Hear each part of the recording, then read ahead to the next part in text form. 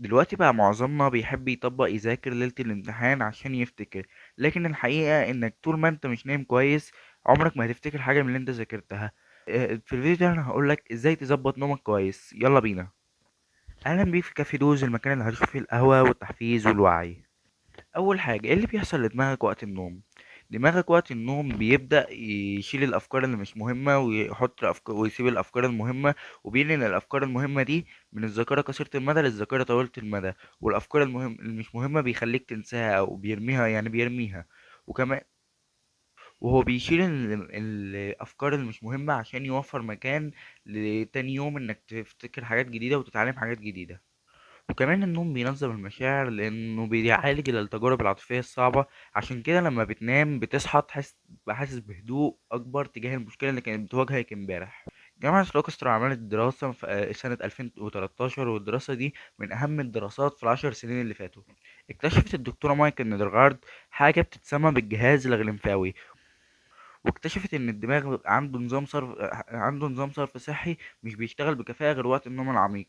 واكتشفت ان عدم النوم بيؤدي لتراكم بروتينات بتتسمى بالاميلود بيتا، ودي اللي بتؤدي لمرض الزهايمر. والنوم حرفيا غسيل للدماغ من السموم العصبية. في دكتور مشهور اسمه ماسيو ووكر، ده استاذ في علم الاعصاب وعلم النفس في جامعة كاليفورنيا، وكمان مؤلف الكتاب المشهور لماذا ننام. بيشوف ووكر ان النوم كويس هو وسيلة للتأمين من الأمراض. وكمان بيقول انك لو قعدت ليلة كاملة تنام فيها 4 ساعات بس، الخلايا المناعية اللي عندك جودتها بتنخفض بنسبة 70%، وان الخلايا دي هي اللي بتهاجم الأمراض السرطانية. وبيقول ان النوم الكويس هو ده وسيلة تأمين من الأمراض القلبية والخرف والسكر. وشبه كمان الدماغ قبل النوم بالإسفنجة الجافة لجهاز الامتصاص في المعلومات، وشبهها بعد النوم بزرار سيف في الكمبيوتر. كمان نصح الطلاب بأن أوحش حاجة ممكن يعملوها إن هم يسهروا بالليل، لأن الدماغ بيبطل يحفظ المعلومات بعد 19 ساعة من وقت الصحيان. وقال ووكر 5 نصايح عشان تنام نوم حلو. أول نصيحة هي إنك تنام وتصحى في نفس الميعاد كل يوم، حتى في أيام الأجازة، عشان جسمك يتعود على الصحيان بدري وتظبط الساعة البيولوجية. تاني نصيحة هي إن جسمك قبل النوم بيبقى محتاج يقلل 1 أو 2 درجة مئوية عشان يدخل في النوم الكويس. وده أحسن درجة حرارة مثالية للأوضة هي 18 درجة مئوية. تالت نصيحة وهي إنك تطفي كل الأنوار قبل النوم بساعة، بالذات النور الأزرق اللي بيطلع من الموبايل لأنه بيمنع إفراز الميلاتونين. عشان كده قبل النوم بساعة اقفل كل الموبايلات وكل الأجهزة اللي فيها نور أزرق أو نور عادي. رابع نصيحة وهي إنك لو قعدت 20 دقيقة وتتقلب على السرير وما نمتش، قوم على طول اعمل أي حاجة هادية زي القراءة أو الكتابة لحد ما تحس بالنعس، وما ترجعش غير لما تحس بالنعس فعلا. خامس نصيحة وهي إنك تقف عن الكافيين والمنبهات قبل النوم ب6 أو 8 ساعات، لأن الكافيين بيقعد في الجسم 6 أو 8 ساعات. فنصح إنك تقف عن الكافيين بعد الظهر. كان في طالب اسمه راندي جاردنر، عمل تجربة سنة 1964، والتجربة دي خد بيها موسوعة جينيس للأرقام القياسية. والتجربة دي كانت إن هو ما نامش لمدة 11 يوم. عارف بقى إيه اللي حصل له بعد ال 11 يوم؟ أنا هقولك. في أثناء التجربة كان بيراقبه الدكتور ويليام ديمنت من جامعة ستانفورد، واكتشف ظاهرة غريبة اسمها المايكرو سليبس أو النوم الدقيق. واكتشف إن دماغ راندي ما كانتش صاحية طول الوقت، طول الوقت كلها لأ، كان في أجزاء من دماغه بتنام ثواني معدودة، وأجزاء تانية بتبقى صاحية، زي نظام شفتات يعني. وده لأن دماغ راندي كانت بتحاول تنجز نفسها بأي طريقة. ايه اللي حصل بقى بعد التجربة؟ اللي حصل ان راندي نام 14 ساعة و40 دقيقة، لكن المثير للاهتمام ان دماغه معوضش الساعات بالكمية، لأ، لكن عوضها بالجودة. لأن راندي قعد معظم وقت نومه في مرحلة النوم العميق ومرحلة الأحلام عشان يرمم التلف اللي حصل في دماغه. هل حصل له بقى مخاطر دايمة؟ رغم ان راندي بان متعافي في الاول، لكن صرح في سنواته الاخيره ان هو عانى من ارق مزمن وحاد استمر لعشرات السنين. ووصف التجربه دي بانها كانت تعذيب ذاتي. ازاي بقى تحسن من جوده نومك؟ انا هقولك ازاي. لازم تظبط الساعه البيولوجيه، والسر هنا في الروتين اللي شرحناه في الفيديو اللي فات.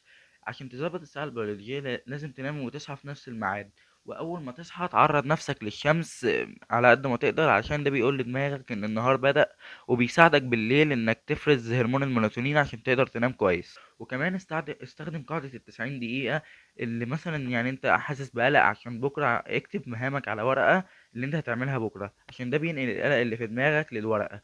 وكمان خد دش دافي قبل ما تنام، عشان اول ما بتخرج منه حرارة جسمك بتقل جدا، ودي إشارة قوية قوي لدماغك إن وقت النوم جه، وهتروح للنوم في شكل أسرع. ليه بقى ساعات بننام 8 ساعات وبرضه بنصحى تعبانين؟ أنا هقولك ليه. النوم متقسم لدورات، كل دورة ليها 90 دقيقة، هما 4 دورات. أول مرحلة وهي النوم الخفيف جدا، ودي بتستمر لبعض الدقايق لحد ما، ودي الجسر بين الصحيان والنوم. والمرحلة التانية وهي مرحلة النوم الخفيف، ودي بيتبطأ فيها نبض القلب، وبتبدأ حرارة الجسم تقل، وبيبدأ المخ يعالج الذكريات اللي في اليوم، ودي المرحلة اللي بنقضي فيها تقريبا نص وقت نومنا. المرحلة التالتة وهي النوم العميق، والمرحلة دي هي مرحلة الاستشفاء، وبيصعب جدا انك تصحى منها.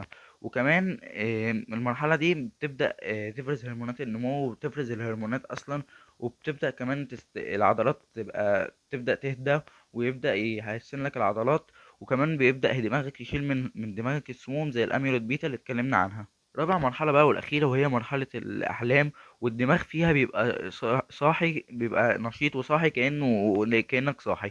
وكمان بيبقى في شلل مؤقت للعضلات. والمرحلة دي تعتبر مهمة جدا، انك لمرحلة ان يبقى في ابداع ويبقى في ابتكار، وكمان يعالج المشاعر المعقدة. ازاي بقى الدورات بتتغير بالليل؟ ده السر اللي ناس كتير ما بتعرفوش. يعني في بداية الليل، يعني اول 3 او 4 ساعات بيبقوا في مرحلة النوم العميق، لان الجسم بيدي الاولوية للاصلاح البدني. ليه بقى ده مهم؟ لانك لو نمت 4 ساعات بس، انت ما خسرتش وقت الاحلام بس، لا انت خسرت وقت التنمية العاطفية، وكمان وقت الصحة النفسية. وكده ده اللي بيبقى في الساعات الاخيرة من النوم. الخلاصة: النوم مش ايقاف تشغيل، ده ضبط مصنع لجسمك وعقلك. وكل ساعة كل ساعة نوم بتضحي بيها عشان شغل أو سهر، بتدفع تمنها في تركيزك. زي ما قال ماسيو ووكر: النوم هو اللي بيوصلك من التعب للأمل. نام صح عشان تعيش صح. قبل ما ندخل على فقرة المقولة، حبيت أقولك على كتاب لماذا ننام، اللي لو قريته فعلا عقليتك هتتغير جدا عن النوم، وهتشوف النوم بطريقة تانية، وهتديله أولوية فعلا. لو عايز تشتريه تقدر تشتريه من تحت من لينك من أمازون، بخصم 5% بالكود ده.